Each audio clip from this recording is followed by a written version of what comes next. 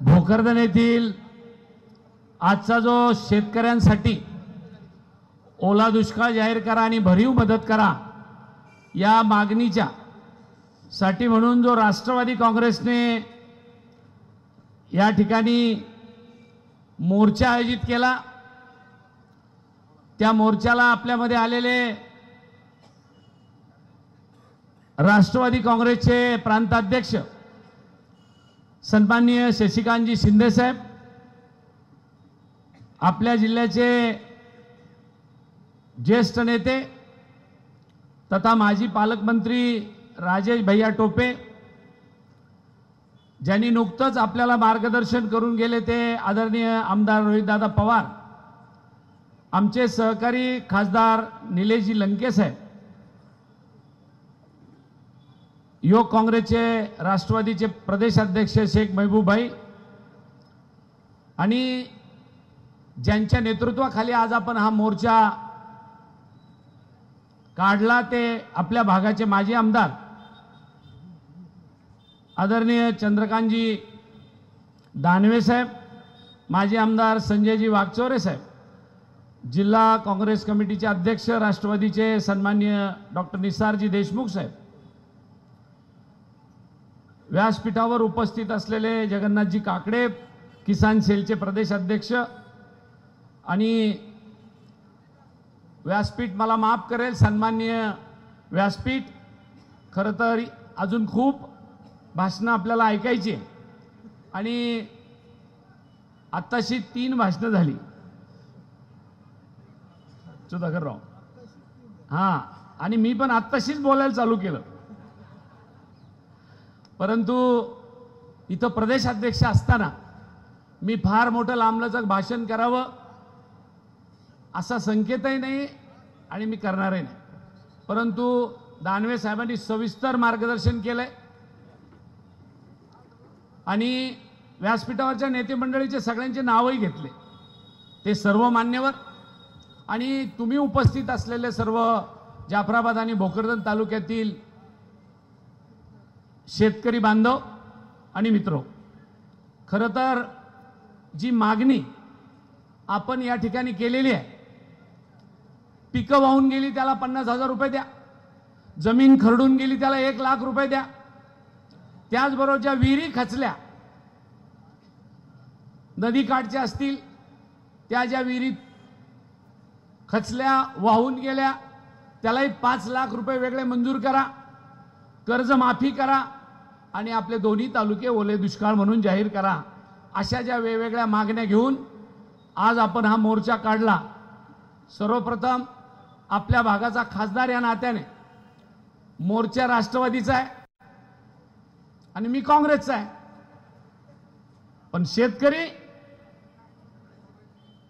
हे याला जात नाही, धर्म नाही, पंथ नाही आणि पक्ष नाही, त्याच्याकरता अर्ध्या रात्री चंद्रकांत दानवे जर म्हणले की मी इथं मोर्चा काढतोय शेतकऱ्यांच्यासाठी कल्याणकाळे तुम्ही या, मी ते व्यासपीठ पाहणार नाही, हा राष्ट्रवादीचं व्यासपीठ आहे का काँग्रेसचं व्यासपीठ आहे, तिथं अर्ध्या रात्री दानवे साहेब तुमच्या खांद्याला खांदा लावून काम करायला मी तयार आहे आणि आपण मला आज बोलवलं त्याबद्दल आपल्यालाही धन्यवाद देतो की आपण सांगितलं की आपण हे मोर्चाला या आणि मला अशा पद्धतीच्या मोर्चामध्ये तुमचा खासदार या नात्याने मला यायला आवडलं याच्यासाठी की नाही आपण शेतकऱ्यांच्यासाठी चाललोय तिथं गेलं पाहिजे।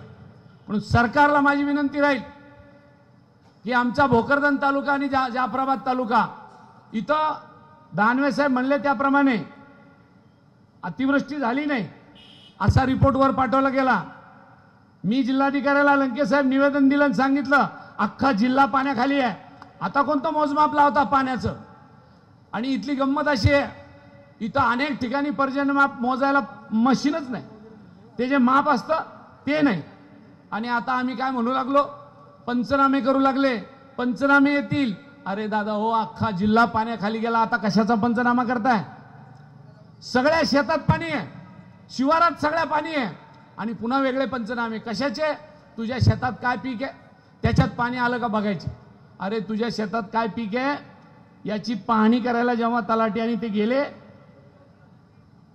त्यांचं जे मोजमाप आहे ते सुद्धा झालं नाही. ई पीक पाहणी, शिंदे साहेब, आमच्या जिल्ह्याची ई पीक पाहणी अशी आहे, जर रेणुकाई पिंपळगावला जर तलाठी गेला आणि ई पीक पाहणी करायला लागला तर ते मशीन दुसऱ्या सर्कलचं दाखवतं, ह्या सर्कलचं दाखवतच नाही. असा उलटा खेळ या सरकारने मांडलेला आहे.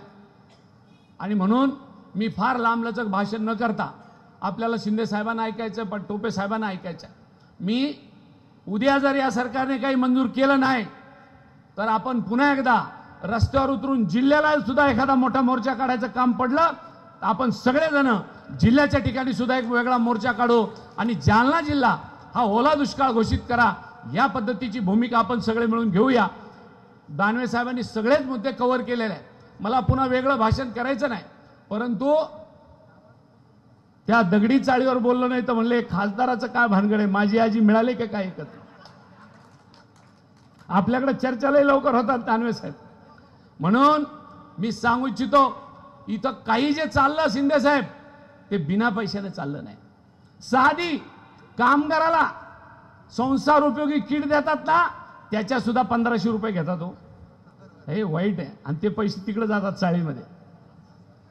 आता बाकी तर पैसे जास्तच आहे. मग म्हणजे एक ती पेटी येते ना कामगाराला द्यायची, त्याचे सुद्धा पैसे सोडत नाही.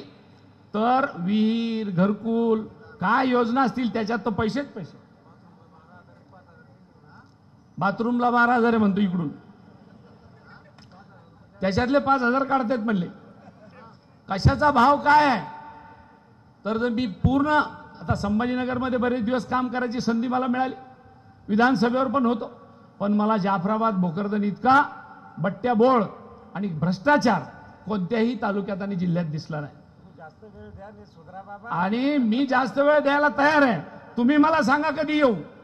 तुम्ही म्हणले तर पाहिजे सुधाकर राव. बिलकुल बिलकुल हरकत नाही. मला सांगायचं हे होतं की कशाचाही भ्रष्टाचार जर कुठं असेल आपल्याला पाहायला मिळतो तर ते आपल्या भोकरदन आणि जाफराबादमध्ये पाहायला मिळतो. आणि म्हणून या ठिकाणी आपल्याला दिशा समितीची मीटिंग घेतली लंके साहेब. मी त्या दिशा समितीमध्ये तीच परिस्थिती.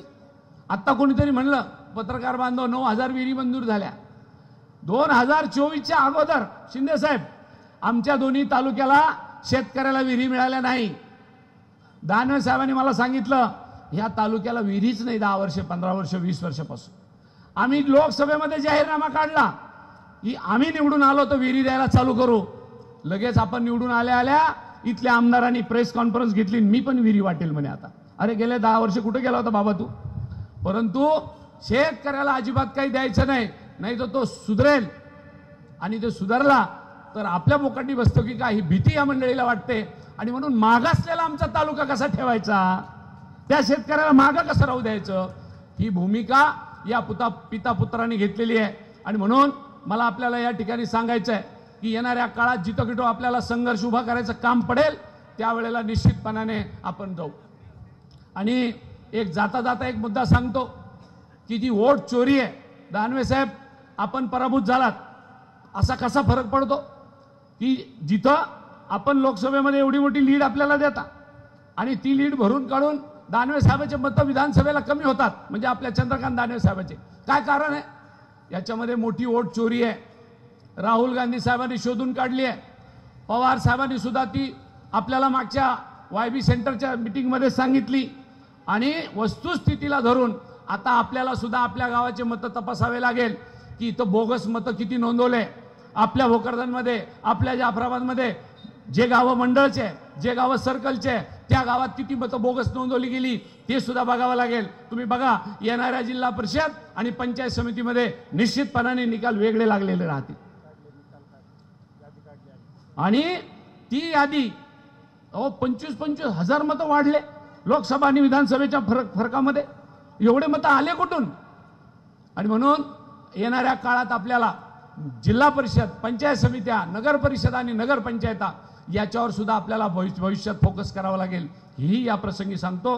पुन्हा एकदा ज्या शेतकऱ्यांच्यासाठी हा मोर्चा काढला त्याचा तुमचा खासदार म्हणून माझा भक्कमपणाने पाठिंबा याला तर आहेच, परंतु येणाऱ्या काळात सुद्धा आपल्याला रस्त्यावर उतरायचं काम पडलं तर कल्याण काळे आपल्या सोबत आहे. एवढंच सांगतो आणि थांबतो. धन्यवाद.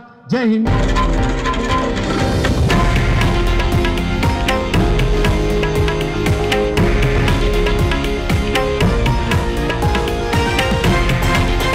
हे आहे देशातील नंबर 1 न्यूज नेटवर्क आणि आपण पाहत आहात TV9 मराठी, एकमेव.